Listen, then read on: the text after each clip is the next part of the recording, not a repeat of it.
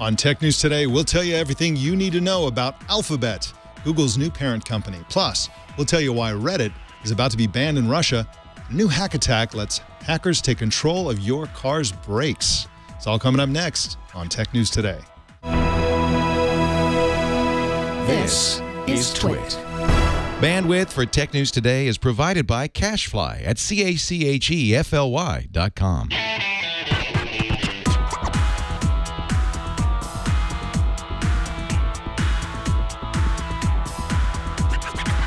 This is Tech News Today for Tuesday, August 11th, 2015. This episode is brought to you by Prosper. Prosper is a peer-to-peer lending marketplace that connects people who are looking to borrow money with those who have money to lend. Visit prosper.com/twit and receive a $50 Visa gift card when you get a loan. And by Braintree. If you're working on a mobile app and searching for a simple payment solution, check out Braintree. With one simple integration, you can offer your customers every way to pay, period. To learn more and for your first $50,000 in transactions fee-free, go to braintreepayments.com/TNT. Tech News Today is a show where we talk about the tech news with the journalists who report it. My name is Mike Elgan. Welcome to the show. Our co-anchor today is After Nine's content czar, Joe Panettieri. Good morning to you, Joe. Good morning to you, Mike. How you been? Good. I shouldn't say morning, Joe, because that's a different show. This is a much more brilliant show. And so it's afternoon, Joe, here in New York. Afternoon, anyway, so Joe. Okay. All right. Okay, good. Good. Thank goodness. Won't be hearing from any lawyers this morning. Well, let's jump right into the big news today. Google yesterday announced a major restructuring. Google has now been demoted to a wholly owned subsidiary of a new company called Alphabet. Google co-founder Larry Page will be the CEO of Alphabet. The other co-founder, Sergey Brin, will be president. And Sundar Pichai, no surprise there, has been named CEO of Google. Joe Kleinman is a tech journalist at the BBC. Drew Harwell is a staff writer for The Washington Post. And Ellen Huet is a tech reporter for Forbes. Welcome to all three of you. Hi. Thanks. So glad you're all here. Now, let's start with you, Zoe. What other companies besides Google now exist under Alphabet? Can you describe what's under there with Google? Yeah, well, it turns out that Google has had a finger in an awful lot of pies in recent times. The Google that will remain is going to have Google's core business. So that's things like Maps, like Search, like the Android mobile platform. There's also Google X, which is a sort of development lab. They do quite futuristic things. They started work on the driverless car that we now know about. And they also do things like Project Loon, which was a very ambitious project to connect rural communities to the internet via a network of balloons, quite literally. And that's all going to be part of the umbrella. They're also going to continue to invest. There's an investment arm that puts money into startups like Uber and Periscope, and there's also sort of lots of other bits that they're working on that you wouldn't necessarily think were part of their remit. There's something called Calico, which is looking at longevity and how to basically make us all live longer. Very, very useful. Hasn't really reported anything yet, so it'll be interesting to see, what's going on behind these closed doors. Zoe, thank you for that background. Jumping on over to Drew now. Hey, Drew, when you first heard about this, did you get any sense of the motivation here? What's driving this decision at Google? Yeah, I think it answers a question that Google has been facing for a long time, which is why is a search engine company investing in driverless cars and anti-aging research? It sort of allows their growing empire to more sophisticatedly be under one umbrella that's not just related to the box you put in questions you have. So I think it made sense from a standpoint of them allowing themselves a greater room for all of their big ambitions, all their big moonshot projects, and still keeping, the Google name, which is still, their chief moneymaker and still the product that everybody across the world uses, still letting that keep its own sort of territory. Ellen, why did they call it Alphabet? Is there any real meaning behind that name, or are they just a couple of co-founders who grew up watching Sesame Street?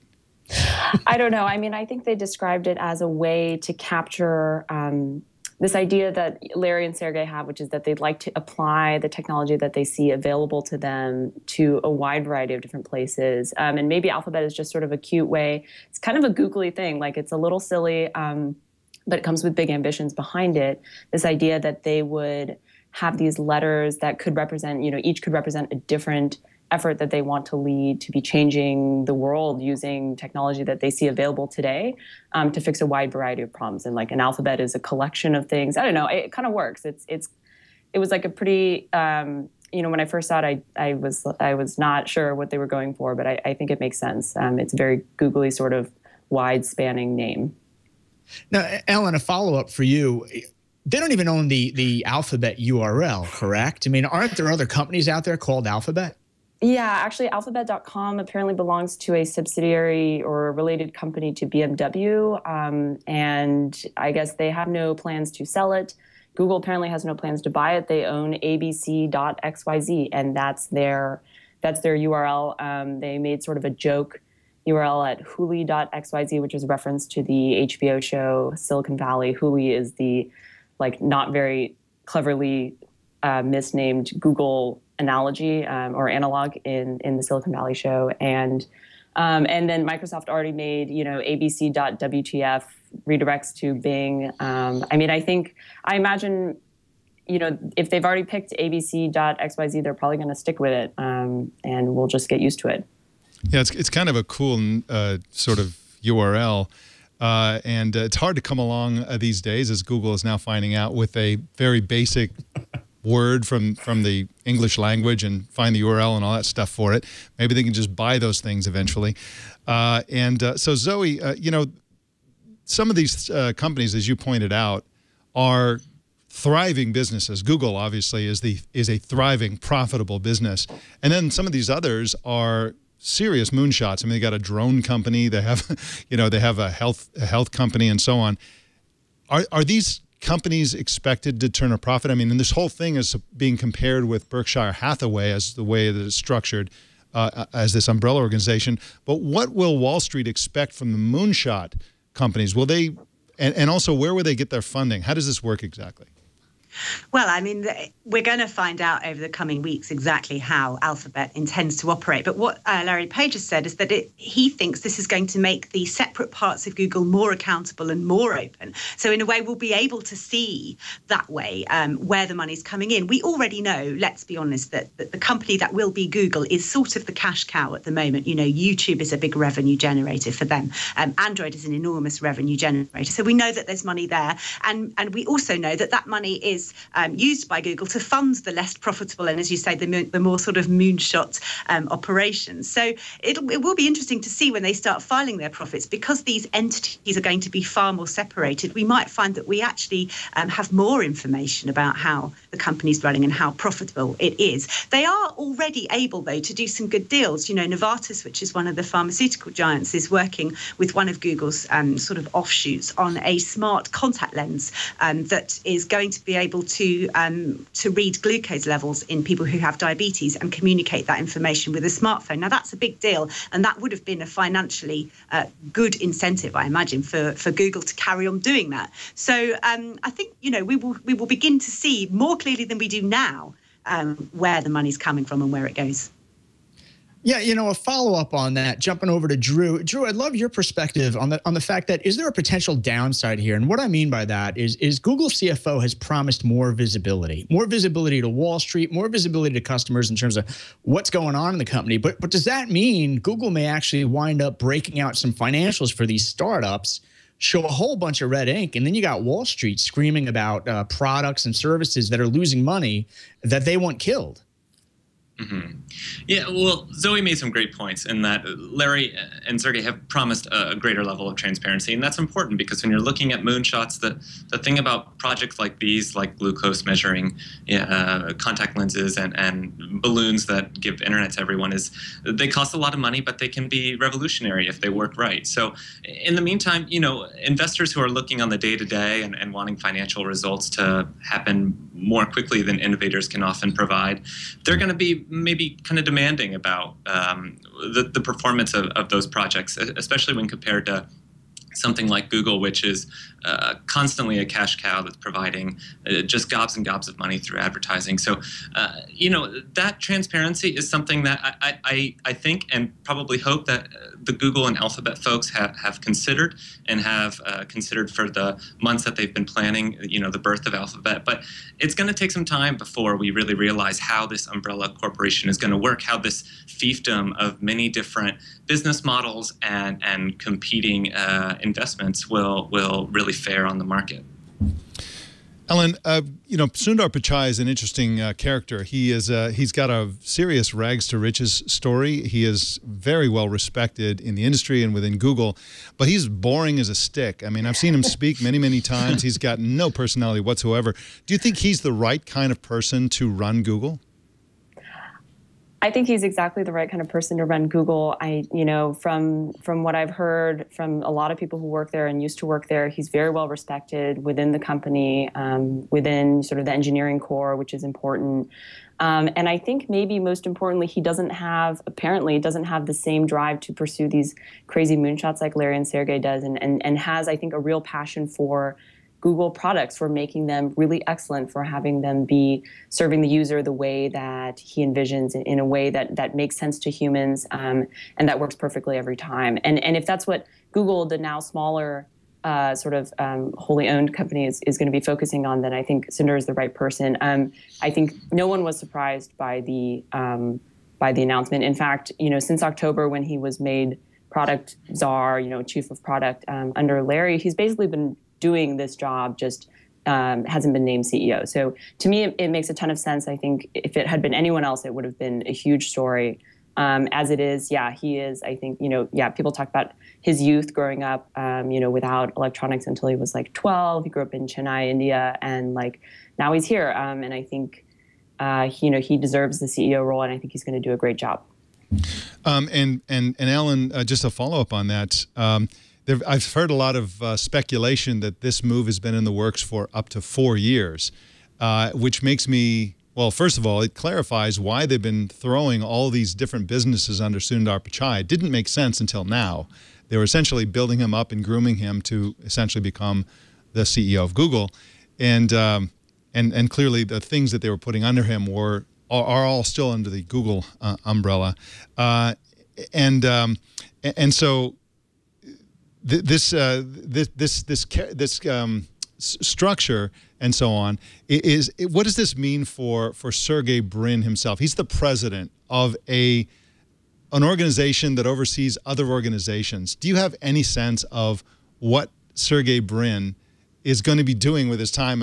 I mean, who knows what he's doing with his time now, but what is he going to be doing that's different, do you think, as a president? What does a president of an umbrella company do?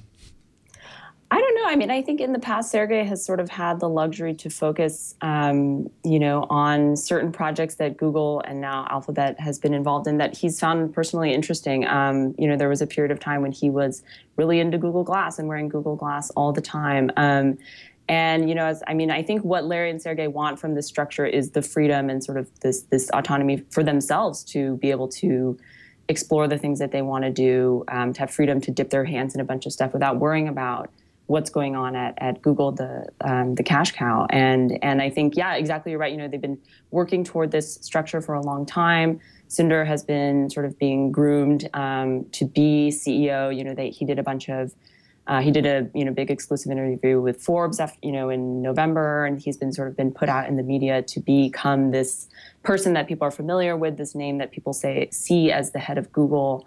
And in the meantime, when Google has been acquiring other companies like Nest, they've been offering people like Tony Fadell lots of autonomy, promising them you're going to be this company that's you're under Google, but it's really going to be your own company. And I think that's a way that something they're going to be able to do even more strongly now with Alphabet. Say come join us and be part of the Alphabet family, rather than worrying, having founders worry about being sort of absorbed by Google and being lost inside. Yeah, and in the piece on Sundar Pichai in Forbes was really great, and the photos were taken by the same photographer who did my son's wedding. So that was really fun to see. Little small world up here in the general Bay Area. Now, before the show, we were chatting, and people listening to the download won't have heard this, but I suggested that the name Google came from a cartoon, and this is not widely known. Everybody knows that Google is based on a number, a very large number, which is the number 1 followed by 100 zeros, and that's Googol.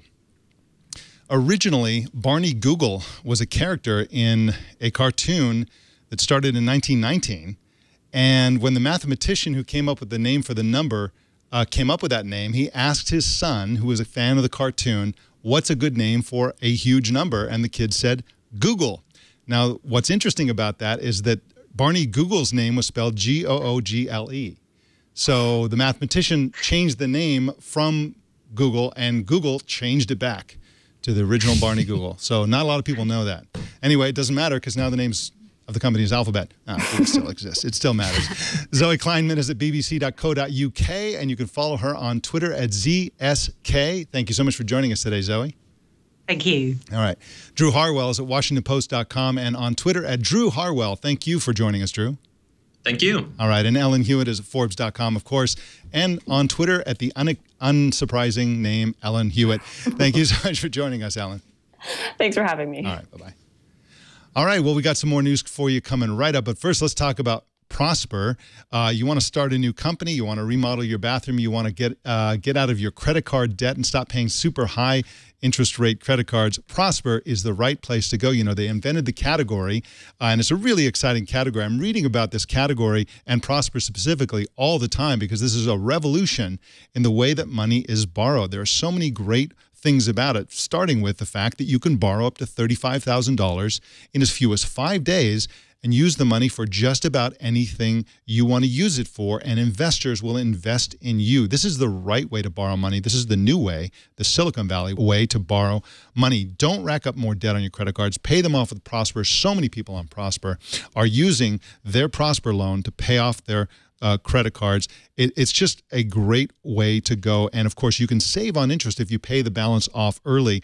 Unlike other types of investment that you might get for your small business, you know exactly what you're getting at the point that you borrow the money, and it all comes in one lump sum, which is much better than, say, a Kickstarter campaign where you're not only is it a lot of work to put something like that together, but the funding is uncertain.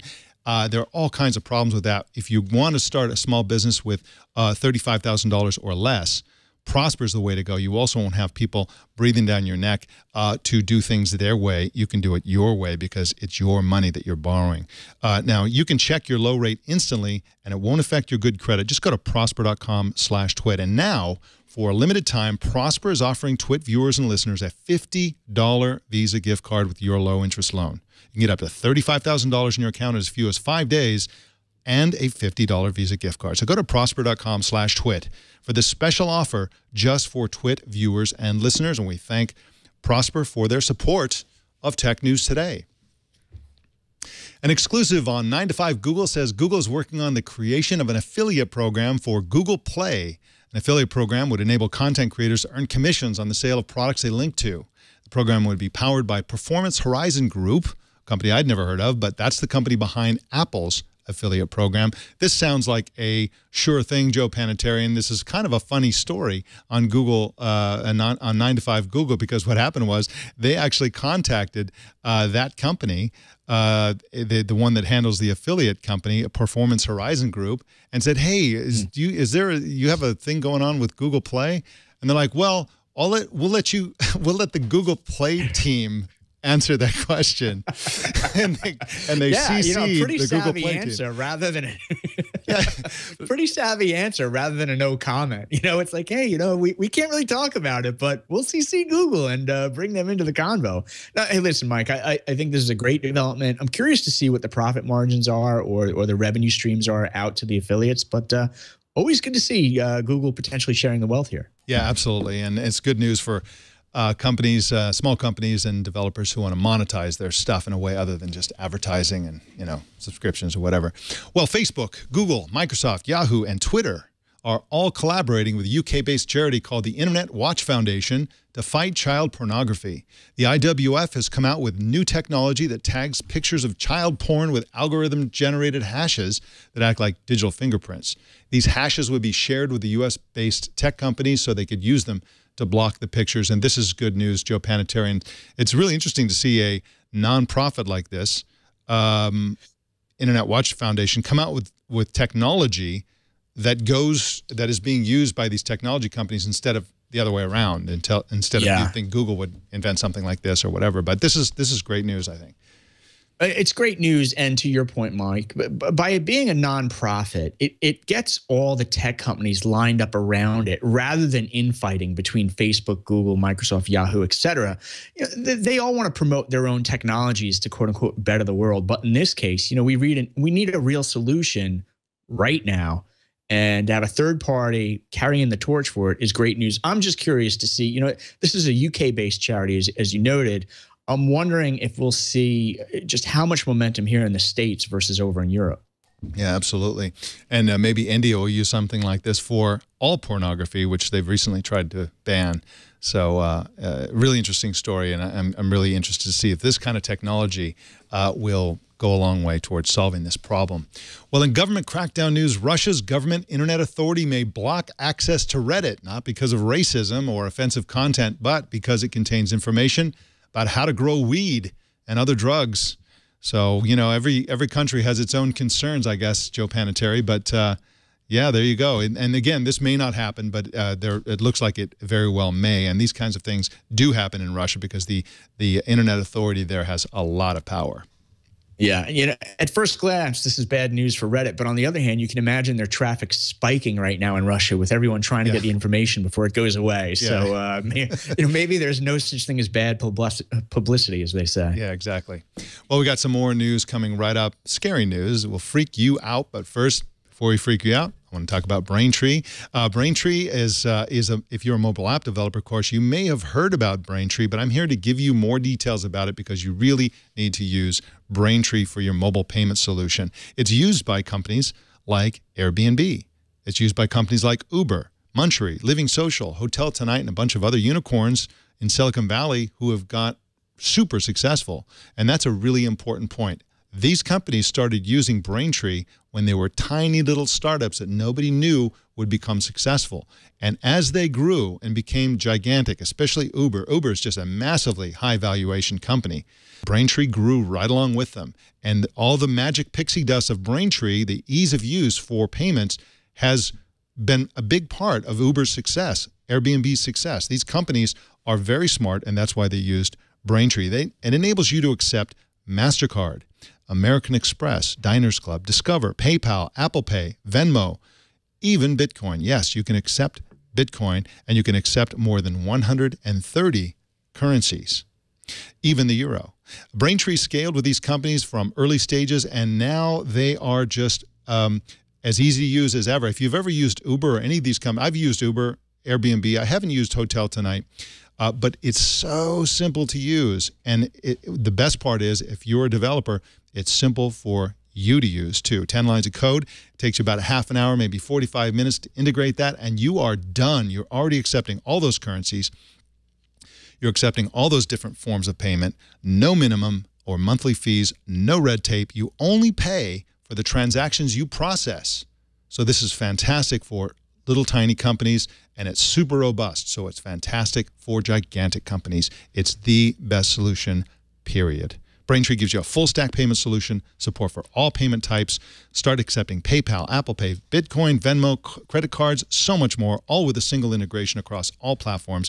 It comes with superior fraud protection, superior customer service, and super fast payouts. To learn more, and for your first $50,000 in transactions fee-free, go to BraintreePayments.com/TNT.